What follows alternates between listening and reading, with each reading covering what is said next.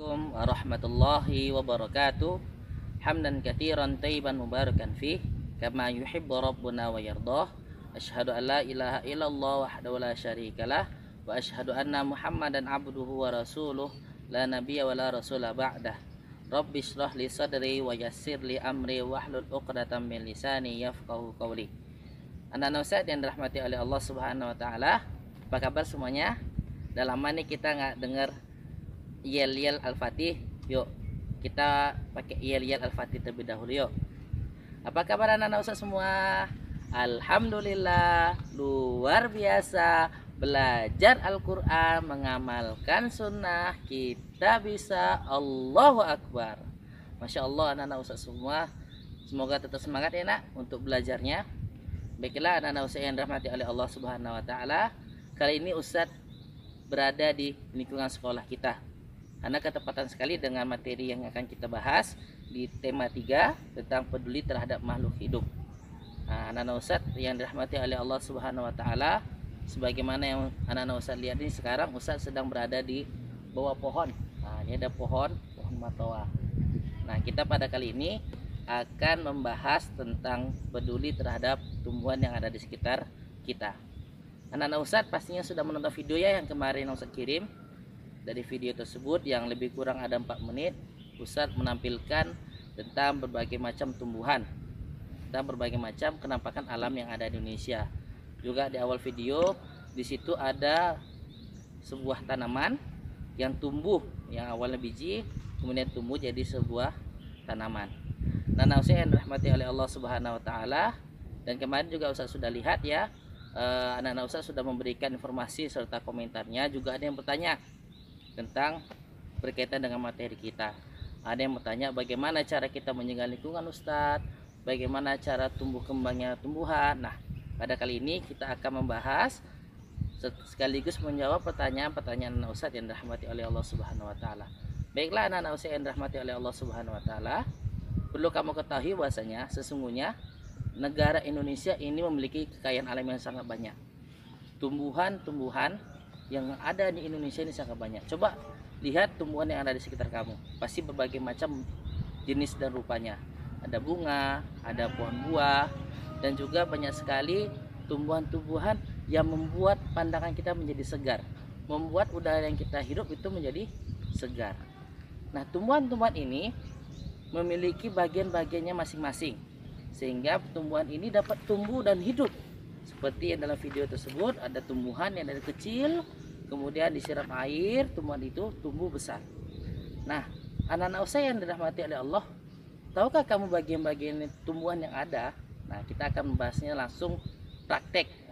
Kebetulan Ustaz berada di pohon nih, di pohon matoa. Nah, tumbuhan-tumbuhan itu memiliki beberapa bagian nak. Ya, memiliki beberapa bagian. Yang pertama, bagian yang paling utama dari tumbuhan adalah akar. Jadi kalau ini pohon, akar itu berada di bawah. Nah, akar itu berada di bawah, tepatnya di tanah, yang bentuknya berserabut-serabut seperti rambut dan memiliki banyak cabang. Jadi kalau kita gali tanah ini, maka ini akan nampak akar dari tumbuhan tadi. Nah, akar tumbuhan itu berfungsi yang pertama adalah sebagai penyerapan dan pengangkut makanan. Jadi akar tadi itu menyerap unsur-unsur zat hara dan air yang ada dalam tanah. Dan akar ini juga merupakan sebagai penguat dari tanaman ini. Nah, coba lihat tanaman ini tinggi menjulang. Jikalau akarnya rapuh, maka tanaman ini akan ambruk ketika ditiup angin. Begitu juga tanaman-tanaman yang lain yang ada di rumah. Misalnya ada bunga, itu semua tanaman memiliki akar sebagai penguat dari tanaman tadi. Kemudian setelah akar, kita lihat ke atas, ini ada namanya batang pohon atau batang tumbuhan. Yang mana batang tumbuhan inilah yang bertugas dan berfungsi sebagai penopang dan penyalur. Jadi setelah tadi dari akar, zat-zat makanan yang dalam tanah itu dihisap oleh akar, kemudian dibawa melalui batang, yang mana batang ini berfungsi sebagai penguat tanaman juga. Dan batang kayu ini sungguh sangat kuat nak. Jadi angin itu tidak bisa juga untuk membengkokkan atau mematahkan, kecuali anginnya besar ya nak. Nah, batang ini akhirnya tinggi menjulang. Nah, ini adalah batang tumbuhan. Nah, dari batang kita beralih ke daun. Nah, daun ini adalah nih, anak-anak Ustaz bisa lihat yang warnanya hijau. Nah, daun ini merupakan tempat untuk memasak makanan dari tumbuhan tadi. Setelah dari akar dihisap, kemudian melalui batang tadi salurkanlah ke sini. Nah, ini adalah ibarat kata sebagai kompor dari tanaman. Kenapa?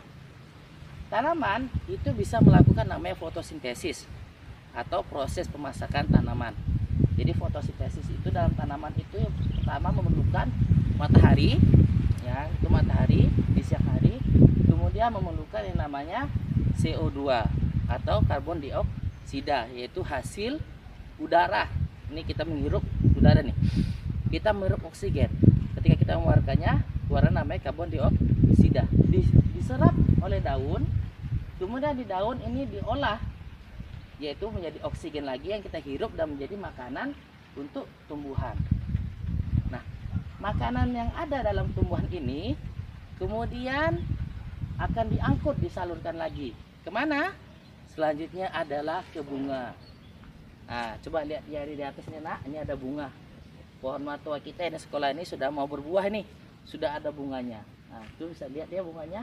Atau anak-anak Ustaz bisa lihat, misalnya ada pohon mangga ataupun pohon rambutan, pohon buah-buahan yang itu ada bunganya. Nah, bunga ini merupakan tempat untuk tumbuhan tadi itu bisa melakukan perkembangbiakan juga. Kenapa? Di bunga tadi terjadi namanya proses perkawinan bunga. Karena di bunga itu ada bagian benang sari dan putik, yang mana benang sari dan putik ini berfungsi untuk membuat biji. Dan ini bisa menjadikan membuat tumbuhan yang baru. Nah, dari bunga tadi maka akan muncul yang namanya buah. Nah, ada buah matoa, ada buah mangga. Nah, tadi hasil perkawinan antara benang sari dan putik, timbullah buah. Nah, buah ini adalah hasil dari makanan yang dimasak oleh tumbuhan. Nah, ketika sudah dimasak, jadilah buah. Dan di dalam buah itu ada namanya biji.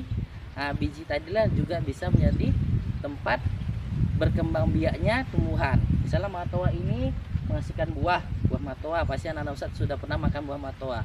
Di buah matoa ada dalamnya itu ada bijinya. Nah, jadi ada daging buah yang bisa kita makan, kemudian ada bijinya. Nah, bijinya ini kalau kita tanam, kita letakkan di tanah, kemudian kita siram dengan air, maka dia akan tumbuh seperti yang ada dalam video tadi. Nah, akhirnya tumbuhlah sebesar ini lagi. Nah, itulah bagaimana proses terjadinya dan perkembangbiakan dari tanaman. Jadi tidak mudah ya untuk tanaman itu bisa berkembang biak. Dan tanaman ini juga seperti halnya kita ya, manusia mempunyai bagian-bagian tertentu dan mempunyai fungsi-fungsinya tertentu. Nah, anak-anak usia yang dirahmati oleh Allah Subhanahu wa taala, kekayaan alam ini haruslah kita syukuri. Karena Allah Subhanahu wa taala telah menghiasi dunia ini dengan berbagai tumbuhan dan tanaman yang bisa kita manfaatkan untuk kehidupan dan kebutuhan kita. Nah, sumber daya alam yang ada di sekitar kita ini terbagi menjadi dua. Yang pertama ada sumber daya alam yang dapat diperbaharui, dan yang kedua ada sumber daya alam yang tidak dapat diperbaharui. Artinya sumber daya alam yang tidak dapat diperbaharui ketika selesai dipakai dia akan habis. Nah, contoh dari sumber daya alam yang dapat diperbaharui, contohnya misalnya ada kayu. Kalau pohon kelapa itu bisa kita manfaatkan kayunya sebagai untuk membuat rumah. Itu bisa diperbaharui atau tidak? Bisa. Kenapa? Buah kelapa tadi itu bisa kita tanam dan akan muncul pohon kelapa lagi. Misalnya adalah air. Air itu bisa diperbaharui. Kenapa? Stoknya banyak. Kemudian apa? Tumbuh yang dapat diperbaharui, mangga. Kita potong nih pohon mangga, kita ambil buahnya juga, dia maka masih tetap ada. Kenapa?